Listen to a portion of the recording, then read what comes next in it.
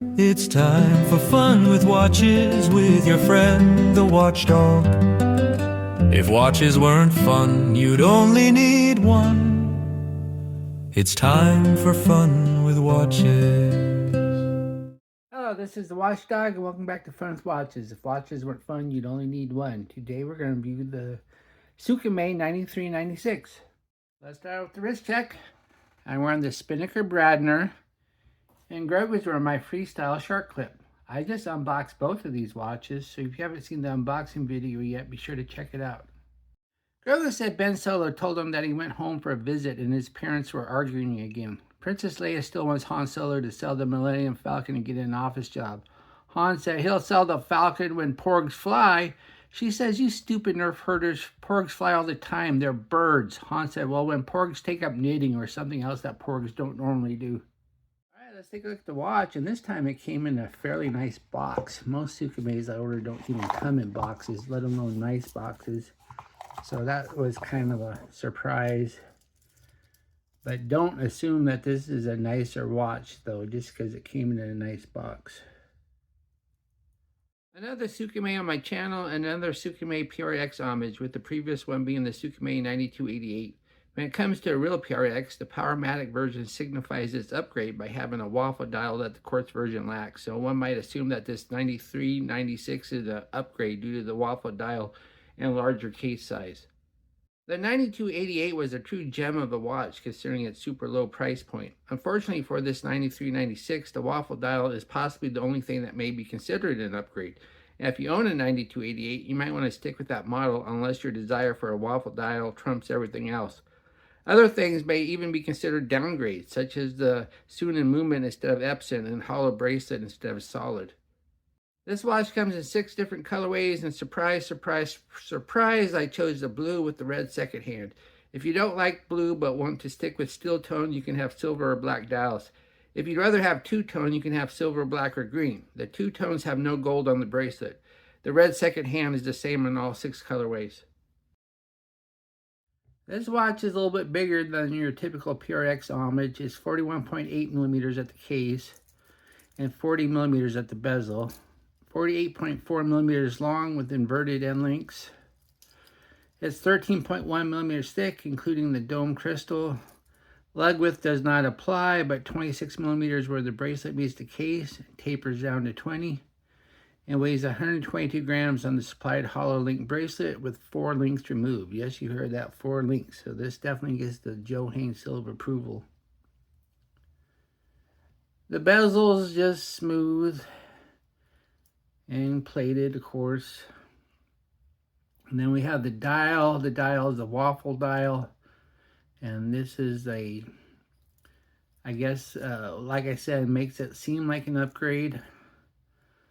And then we have the indices. We have a double at the 12, single batons everywhere else. It says SKMEI up top, and then it says waterproof on the bottom, 30 meters. So it should say water resistant because there's no such thing as a waterproof watch, but 30 meters is just barely, that's just the minimum. Then we have the date at the 3, no cyclops. We have stick hands, and they are loomed rather poorly. And then we have this red second hand. Then we have an unsigned push-pull crown. Crown action doesn't feel too loose, and then when you go to set it, you get a little bit of jump, but not unusable jump. Yeah, just a little bit. So it's not horrible. You just gotta hold it and be careful. Then we have the crystal. Crystal is dome mineral glass, and we got quite a bit of reflection because of the dome. I personally prefer flat. Then we have the case. Case is a chrome-plated alloy, and it's brushed up top. And the trouble with chrome plating and brushing is just, it doesn't look very good. There's just this weird shine to it, and it just doesn't look like brush stuff. But it's a good way of knowing for sure it is chrome plated. Then we have the case back. Case back's to press on. These little notches there are just for show. And it says SKMEI 9396. And then it says water resistant 3 ATM, and it gives the battery code. And it tells you don't throw the battery away in the trash. Underneath the case back is the Sunin PE33 movement. And once again, this is kind of a downgrade to the 9288, which actually had an Epson movement. And then we have the bracelet. The bracelet's a hollow link, and it's a fake H-link. These notches here are just for show. It's not a true H-link. And not the best in the world, that's for sure. And then we have a simple press clasp. We do have 3 holes of micro adjust though, which is, I guess, better than 2. And if you look at the bracelet, I think it will fit a PRX strap. I guess I can try that. Here's the watch, my 7.5-inch wrist. It looks nice. It wears nice. It's big though for a PRX style watch. And I removed 4 links, so you should be able to wear this if your wrist is huge. So this, once again, this does get the Joe Haynes seal of approval. And here's the watch on a rubber strap designed for a PRX. So as you can see, they fit. So I would think that any rubber or leather strap designed for a PRX might work, but I don't know if I would recommend a metal bracelet for it, because there's no guarantee a metal bracelet would line up in this slot. Here we are in the loom room. I just changed the battery in my flashlight, so this SKMEI has no excuse for poor loom. As we speed up the time, we see that only the major hands are loomed, and not very well at that. The blue glow isn't lasting very long, so this loom is not an upgrade either, but not a downgrade, as the 9288 didn't have good loom.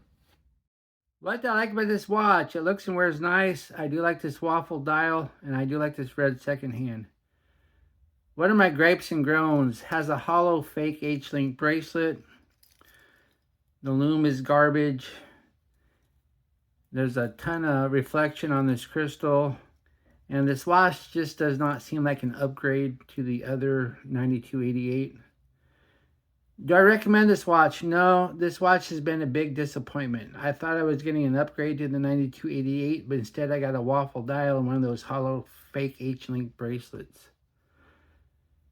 Well, thank you for watching my review of the SKMEI 9396, and I'll be back with another review. Be sure to like and subscribe to my channel. And if you like this watch, despite my lack of recommendation, please use my affiliate link and I'll get a tiny commission, but those tiny commissions do add up.